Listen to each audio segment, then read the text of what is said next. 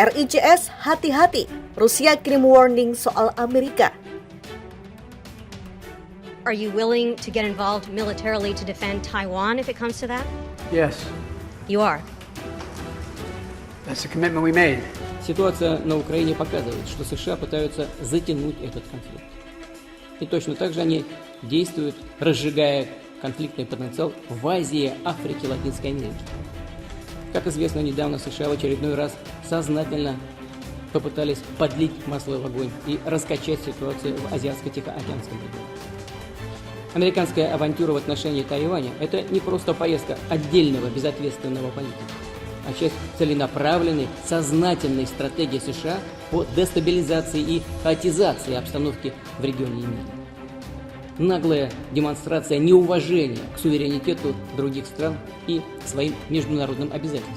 是针对美和台当局在台湾问题上的危险举动所采取的必要举措，战区组织多军兵种部队成体系、全要素展开，进行联合封控、对海突击、对陆打击、制空作战等多科目针对性演练和精导武器的实弹射击，全面检验武器装备性能和部队联合作战能力，做好应对一切危机事态的准备。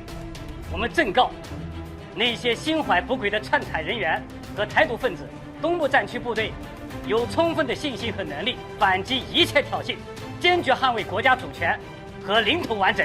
如果佩洛西众议长访问台湾，中方必将采取坚决应对和有力的反制措施，捍卫自身的主权和领土完整。中方对普京总统的表态给予高度评价。美国会众议长佩洛西窜台以来，有170多个国家发出正义的声音，重申坚持一个中国原则，支持中国维护国家主权和领土完整。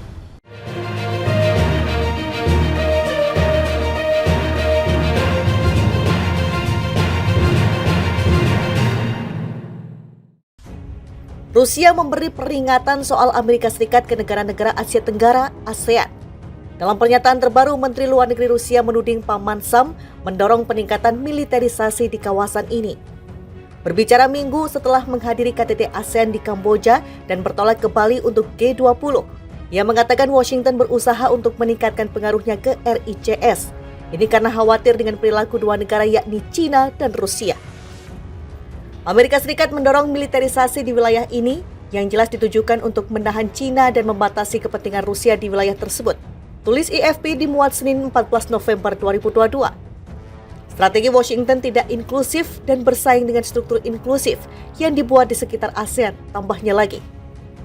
Hal yang sama juga dimuat Reuters. Lavrov melihat ASEAN akan menjadi sebagian media pertempuran strategis geopolitik bahkan hingga dekade mendatang. Amerika Serikat dan sekutu NATO-nya berusaha menguasai ruang ini, kata Lavrov kepada wartawan.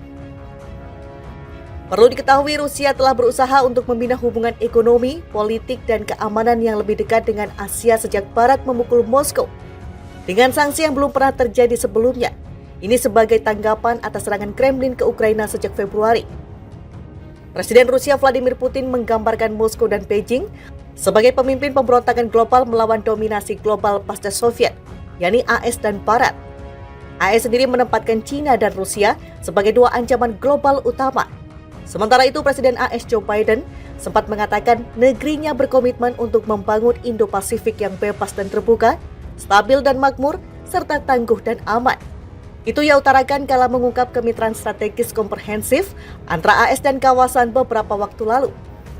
Rusia tuduh AS picu peningkatan militerisasi di Asia Tenggara. Menteri Luar Negeri Rusia Sergei Lavrov menuduh Amerika Serikat memicu peningkatan militerisasi di Asia Tenggara dengan mengatakan bahwa Washington berusaha untuk menahan pengaruh Beijing dan Moskow di wilayah tersebut. Dilansir kantor berita IFP Senin 14 November 2022, Lavrov menuduh Amerika Serikat mendorong militerisasi di wilayah ini yang jelas ditujukan untuk menahan China dan membatasi kepentingan Rusia di wilayah tersebut. Ketika invasi Rusia ke Ukraina mulai berlangsung dan dengan sanksi-sanksi Barat yang menggigit, Rusia telah beralih ke Asia Tenggara dalam upaya untuk menopang ekonominya yang terpukul. Lavrov menyebut strategis Washington yang telah membuat Amerika Serikat mendorong hubungan yang lebih dekat dengan negara-negara Asia Tenggara. tidak inklusif dan bersaing dengan struktur inklusif yang dibuat di sekitar ASEAN. Hal ini disampaikan Lavrov saat berbicara kepada wartawan di Bandara Phnom Penh setelah menghadiri KTT ASEAN di Kamboja.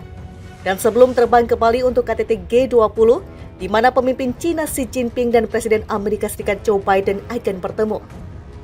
Sebelumnya pada hari Minggu 13 November, Biden mengatakan dia akan berusaha membangun garis merah untuk mencari solusi atas hubungan panas Amerika dengan Beijing.